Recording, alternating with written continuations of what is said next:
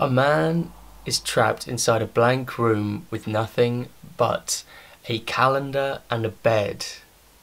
But he doesn't go hungry and he doesn't die of thirst. Why? Keep watching the video to find out. I love creating stories, and a big part of creating stories is betraying the audience's expectation. In other words, a twist or a surprise, a reveal. This video I'm going to try to explore that in my way. I'm a filmmaker, I've made lots of short films, and in most of my short films I try to incorporate this kind of storytelling where you surprise the audience. What I'm talking about to you is not from any textbook, although I do read books about this, and it's not from Wikipedia or something. This is from my personal experience at trying to construct some of these twists and surprises and suspense for the audience myself. This craft of misleading is really interesting because storytelling is kind of one of the different crafts that misleads people, but there are other ones as well, and I like to draw comparisons between these different mediums. So for example, magic tricks are also a craft where you mislead people. The art is in deception. Similarly, riddles as well. I just gave you a riddle at the start of this video to kind of hook you and draw in your curiosity, and I'm going to reveal the answer to you. So riddles are an example. Also, jokes and stand-up comedy. So often the punchline of a joke has this kind of trait as well. You can even find the art of deception used in like battle tactics and in politics. If you look at the Second World War, there were these deceptions played on both sides. And actually, if you want to look more into that, I recommend this channel called Lindy Beige. It's actually quite a big channel by now. But Lindy Beige has made some really good videos all about military deception. And I love those kind of, that topic. It's used in politics and in business and all sorts of things. So you can actually find this craft in lots of different places, including in films. This craft, to me, has always been kind of mysterious. Like, how do you actually construct it? It's still good to have some of the mystery there, and you don't have to fully understand it in order to do it. You really don't. But it might help you to know a little bit about what you're making. So here we have a diagram. It's adapted from a diagram from Lateral Thinking by Debono, one of my favourite books on the subject. We start over here in this box with the premise and the question, the setup, the sort of mystery, if you like. There's some kind of ambiguity to the whole thing. Usually the question is just like, well, how's it going to end? What's going to happen next? This dot represents your conscious thoughts. This is the valve that I'm talking about. So along here we have the projected assumption, using your logic to conclude something. So your conscious thoughts can, before anything is done for you, when you've been given the setup, your conscious thought can move freely between these two rooms, if you like. You can imagine them as chambers or something. And basically the logical conclusion is fairly unsatisfactory. It doesn't really satisfy you because you're not learning anything new from this this assumption. The assumption is often from sort of conventional knowledge, conventional ways of thinking, how you've been raised, what you've been raised to assume with this. We all have them. You can't get by without making assumptions, so we all do it naturally. But we can take advantage of this as directors and storytellers. So if it were to be able to be taken up to this, the actual answer, you are basically giving it a completely different understanding of the answer that it couldn't think of before. So the satisfaction of learning this and having that problem solved in a novel way where you're learning something new, is the human mind loves that. It loves acquiring new knowledge, And also it's good for us. It's good for our understanding of the world and of people. Basically, what we do as directors, when we do flip the whole plot around and do our reveal, we take them to this answer. And that from there, they can actually go back down here and they have this new avenue to explore, and gives them the missing piece of the puzzle. The important distinction is that if we go back to here, it was possible for the mind to do this. It would just be very difficult because we're held back by our assumptions. So when we are given the answer, our inability to think outside the box is kind of revealed to us, and it opens up a new way of thinking. It's extremely powerful. Here are the two valves. So along this way, this sort of passage to this room, we have common sense and conventional thought. So this is what we're raised to think, or our past experiences, and basically sort of raw mathematical problem solving, not thinking about you know, novel ways of coming up with solutions. But to move up this way, basically it's very difficult, and this is why creating stories is so hard, is because we are literally fighting the current here to go up a way that is incredibly profound and amazing. So the requirements to sort of brute force our way up against the natural current, if we are storytellers, we have to forge the way for that, is lateral thinking, challenging assumptions, and unique insight. So that is how, in theory, you can solve these problems by going up that way. I'm going to show you one of my story ideas so that this can be an example for some of the lessons we're talking about today. So it's about this eagle, and if we imagine this animated eagle flying over this sort of rural landscape, the mountains of Mongolia, that kind of area, I'm not really sure where specifically, that's stalking over the landscape, moving in, and it's looking about for prey. Then we see this girl, and this little innocent girl is picking flowers by this river. This young girl is kind of oblivious to this shadow passing over her. The eagle sees her, gets her in her sights, and sort of dives down like this, and gains loads of speed, and is now right in her blind spot along the ground. Then this happens.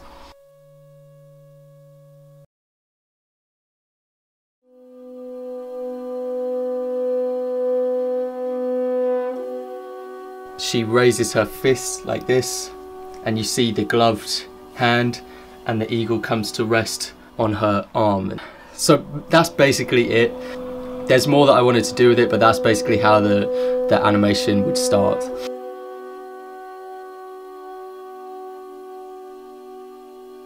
So now we've done that, we can talk about the plot twist and basically how it came about. First of all, like I wrote this because I'm fascinated by birds and bird flight. I watched a few documentaries about eagle hunters. Especially in Mongolia, they have this culture of eagle hunting where they train eagles from a young age to hunt for them, and then when the eagles get older, they release them back in the wild to replenish the eagle population. So it's a very sustainable way of living. I came up with this idea that this young girl is an eagle huntress. There's actually a documentary called The Eagle Huntress, and I thought to myself that it was crazy how young this girl is. Like, this little innocent looking girl can have mastery over such a formidable creature. I saw the potential for a twist. So once I'd had that idea for the twist, that it could be revealed that the girl is not in fact the prey, but is actually the trainer of this eagle, then it was about stepping back from that and looking at how I could lead the audience's expectations to think that she was going to get eaten for dinner by this eagle. all the shots of the eagle in this very Predator, with the music and the way it looks over, we get the feeling that it's hungry and it wants to kill. So we build that expectation up for the audience. So we're sending the audience down a misleading route in a way, but we're still leaving it open so that the twist can occur. It plays on the expectations of the audience, and it gives us, in replacement of that expectation, it gives us a unique insight into the subject matter. So the subject matter being little girls and eagles. So what are our expectations with little girls? Our expectations with little girls are that they are vulnerable. They wouldn't fare well in a matchup against an eagle. Yeah, so that's our perception of girls moving into this. And the film starts by playing into that before giving us this insight that there are actually little girls like 9 years old who are the masters of these apex predators, which is amazing. So it's really interesting as well. Our perception with eagles with this are that they are dangerous, and also that they wouldn't be tamed by a girl. It fits into that sentence that I might have talked about. What most people don't understand about young girls in Mongolia is that they are very independent and can even hunt with eagles. With that statement, we can then use that statement to set up a twist where we take our audience's expectations, we play into them fully. So we really do make them believe that, oh, it's going to go as expected, you know, the eagle is going to kill and eat this girl. But then we build it up to a moment. Now, I think the best twists happen when you build it all up to happen in one moment, and then you have to kind of be a master manipulator and give your audience enough information so that they could, in theory, figure out what's going to happen. As long as for 99% of your audience they don't see what's about to happen, then that's fine. But if it becomes, you know, 60% of the audience doesn't understand, 40% does, then you need to play about with it, tweak it a little bit, make it a little bit harder to figure out. It might be that your twist is too predictable and you have to come up with a different ending that's unexpected. So that's one way. Now the other way, this method is really good, and I have relied on this method many times, and it's always helped me out. So this helps when you already have a setup. If you've watched my film Encounter, you'll have an idea for the story, right? Now when I was making Encounter, I knew that I wanted the setup to be that a tourist skier has a chance encounter with this hunter on skis who is hunting game. I had that already, but I didn't know what was going to happen after that. So this is where this method really helps, okay? So when you come to that important turning point, write down a list of potential things that could happen. I recommend you try to write down 10 things. Cross off the first 3 at least, because the first 3 are your assumptions. They are the easy, low-hanging fruit that you would jump to straight away. The conclusions you would go to straight away. You don't want them, because that is what your audience is going to do. So when your audience are in the film screening and they're watching your film, they will have a little bit of time for the kind of problem solving, thinking, oh, well, maybe this is going to happen, you know, making predictions. But they won't have as much time as you have. You have weeks, maybe months, to create this story. So you can think of more things that could happen, more interesting things, more different things. I will actually tell you what I was thinking when I made Encounter, right?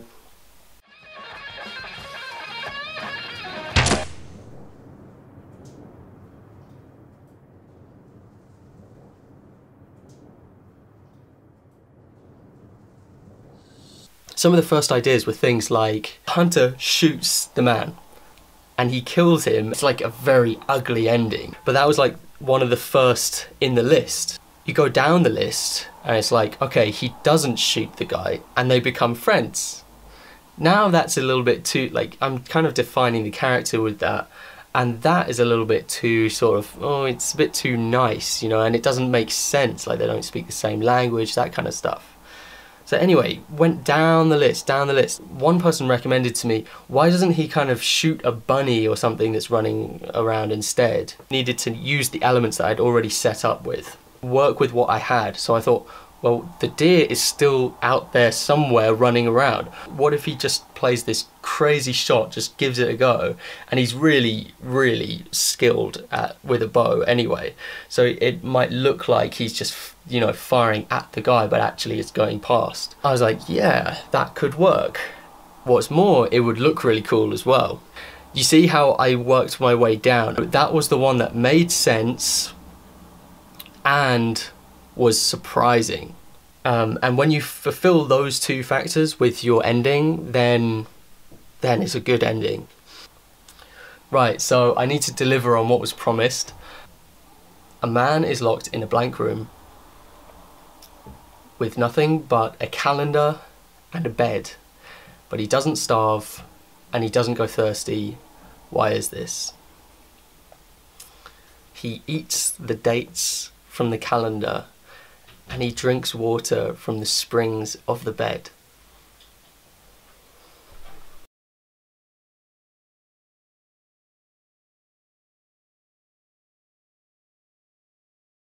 Alright, it's time for our monthly animation challenge recap.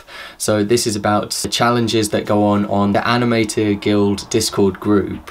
So the theme of this challenge was to animate a background with a character moving through the background or interacting with the background in some way.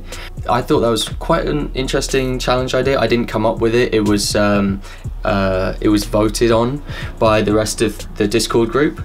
So in first place, we have Porkky once again, won by public vote, so congratulations Porkky. I think he's the most consistent winner. So I liked his animation a lot. I like how he shows his design process and how he goes about designing the characters. This one felt like it was part of a wider story as well. I don't know if it is or not, but it definitely seemed like he had a bigger story in mind for it. I like how the camera moves in on the character's expression, so really nice work, well done. So in second place we had Wolfe. He had this Godzilla kind of monster walking through, it looks like Tokyo. I saw behind some of his process he had a picture, so he had that and then he kind of illustrated over the top of it, and then he had the character come in and animate through. To have that place, that grounded real life place, and then to work on top of that and have great work. I like your process with how you did it, and I like how you were transparent with how you referenced that process, so well done. It was a really nice piece. Zenrhys in third place. He made this beautiful dynamic animation. He's really good at these sort of dynamic character movements. It didn't exactly fit the theme, I thought, because there wasn't much of a background, but it was a really nice piece all the same, and I thought it looked great. He's really got the character animation down with the way the characters move. I'd like to also mention Mott, M-O-T, Mott. I really like where this one was going. I love the scale of these giant swords. It looked really cool. Even if you weren't in the top 3 here, thank you for submitting, and I thought everyone here did a really great job making these animations. I will link below like a Google Drive area where you can look through all of the submissions for that month. So we also have an exciting announcement. So moving forward with these monthly challenges, the next monthly challenge is going to be to create a showreel of your best work. That's right, anyone can enter. Create a showreel of your best work. It should be between 2 seconds and 30 seconds. so it doesn't have to be a lot. We're kind of encouraging people to just choose their very best piece of animation that they're really proud of, or like a collection of their best pieces if you're more experienced. That's basically it, but there are more rules and things about how you submit and more principles that we want you to follow. So if you want to join in that, you've got to join the Discord. It will be in the description. The Discord group. It's free to enter, so anyone can do it. We're going to take all of these show reels, put them together into a video, and make a sort of 5-minute long show reel of all the different pieces, all of the different people who enter into this, and that is going to be one of the first videos to launch on this new Animator Guild community channel. That's right, we're creating another YouTube channel to accommodate for all of you guys who are practicing animation. I think this is a really good opportunity for you if you're looking to get your name out there, get your work out there, collaborate with more people. You should think about joining the Discord group and submitting to this month's challenge. Okay, I'm excited about that. I hope some of you decide to enter that.